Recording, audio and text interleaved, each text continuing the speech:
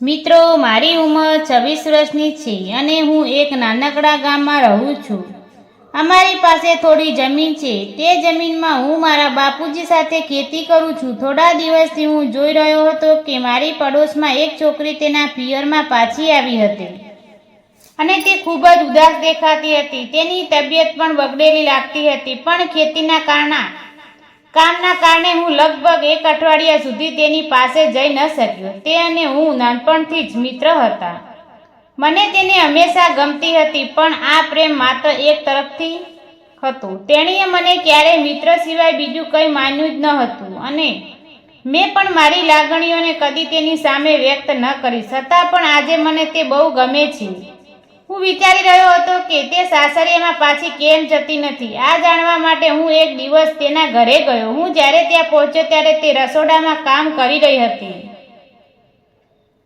તેની માએ મને બેસવા માટે કહ્યું અને ત્યારે જ તે રસોડાની બહાર દરવાજા ઉપર આવી અને મને જોઈને એક નાની સ્મિત આપી. પણ એ સ્મિત સાચું ન હતું. એમાં કોઈ આનંદ ન હતો. એ સ્મિત જબરજસ્તી લાગતું હતું.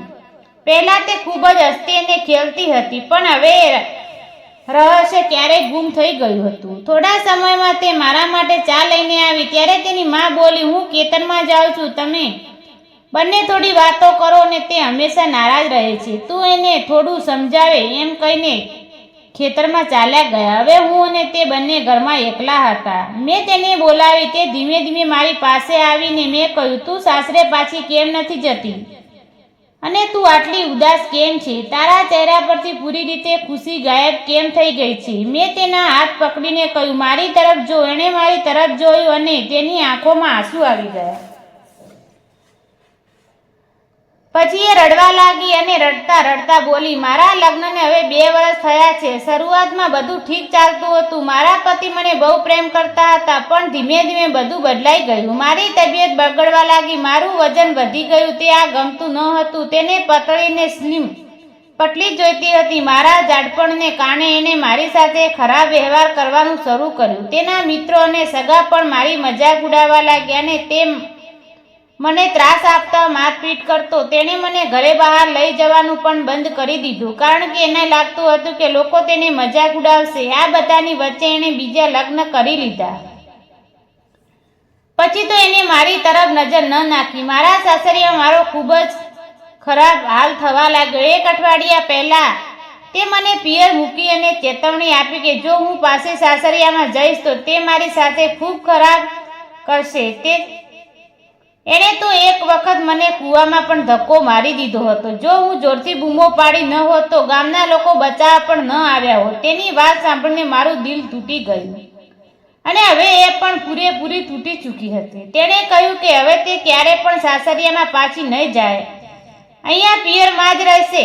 મેં તેને ધીરજ આપી કહ્યું, તારા પતિએ જે કર્યું છે તે અન્યાય છે. તું હિંમત રાખ. જીવનમાં દરેક મુશ્કેલીઓ કોઈને કોઈ ઉશ્કેલ હોય છે. થોડીક વાતો કર્યા પછી એણે મને કહ્યું કે તે લગ્ન કેમ નથી કર્યા. મેં મજાકમાં કહ્યું, મને કોઈ છોકરી આપનાર જ નથી. મારી પાસે ખેતી છે, નોકરી નથી, એટલે કોઈ પોતાની દીકરી મને આપતું નથી. અમે તો વાતો કરતા. મને લાગ્યું કે વાતો કરવાથી થોડું એનું મન હળવું થઈ. હવે તે ક્યારેક મારા ઘરે આવવા લાગી. તે મારા મા બાપ સાથે વાતો કરતી. ધીમે ધીમે તેની ઉદાસી ઓછી થવા લાગી.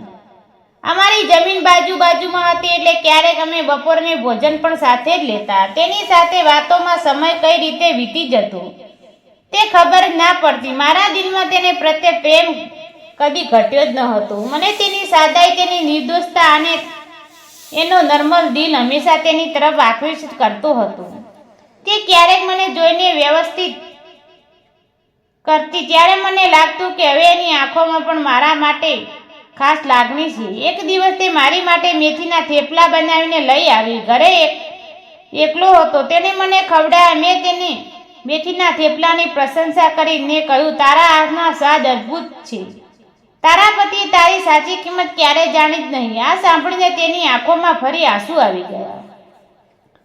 મેં તેને આંસુ લૂછ્યા. મને લાગ્યું કે હવે મારી લાગણીઓ છુપાવવી યોગ્ય નથી અને તેના હાથે પકડીને કહ્યું, તને નાનપણથી જ પ્રેમ કરું છું. તારા લગ્ન પહેલા પણ કરતો હતો, પણ ત્યારે કશું મેં કહ્યું નહીં. મારી લાગણીઓ હંમેશા એક તરફ રહી છે. તારી વિદાય સમયે હું અંદરથી તૂટી ગયો હતો. હું મારા દિલમાંથી ક્યારેય ગઈ જ નહીં. મારી વાત સાંભળે તે મને ગળે લગાવી લીધો. તેની આંખોમાં ખુશીનું આંસુ હતો. તેણે પૂછ્યું, ખરેખર તું મને એટલો પ્રેમ કરે છે? મેં જવાબ આપ્યો, હા, આજે પણ હું તને એટલો જ પ્રેમ કરું છું. આ પછી મેં મારા મા બાપને વાત કરી. શરૂઆતમાં તેઓ થોડા હેરાન થયા, પણ પછી બોલ્યા, અમને પણ છોકરી સારી લાગે છે. અમને આ બધું સંબંધથી કોઈ વાંધો નથી. પછી મારા મા બાપે તેના મા બાપ સાથે વાત કરી અને તેણે પણ ખૂબ જ ખુશ થયા અને છેવટે અમારા લગ્નના દિવસે ચહેરા પર પૂરી જૂની ખુશી પાછી આવી હતી. આજે તે મારા પરિવારની સેવા કરે છે, મને ખૂબ પ્રેમ કરે છે અને હવે તો એ પણ બનવાની છે. તેના ચહેરા પર અમારું ખુશી છે. દોસ્તો, મને મારો પહેલો પ્રેમ પાછો મળી ગયો. જીવન થોડું મોડું આપે છે, પણ આજે જરૂર મિત્રો યાદ રાખજો, જીવન ક્યારેય પૂરું નથી થતું. ક્યારેક તો દુઃખ, દગો કે એકલતા હોય, પણ એ અંધકારમાંથી સાચો પ્રેમ, સાચી ઓળખાણ અને સાચો સાથી મળે છે. મુશ્કેલી આવે ત્યારે કદી હાર ન માનો. જીવન એક નહીં પણ અનેક મોકા આપવા ઘણીવાર જયા અંત લાગે છે, ત્યારથી જ નવી શરૂઆત થતી હોય છે. મિત્રો, વિડીયો પસંદ આવ્યો હોય તો વિડીયોને લાઈક અને ચેનલને સબસ્ક્રાઈબ કરવાનું ભૂલતા નહીં. મિત્રો, વિડીયો પૂરો જોવા બદલે ધન્યવાદ.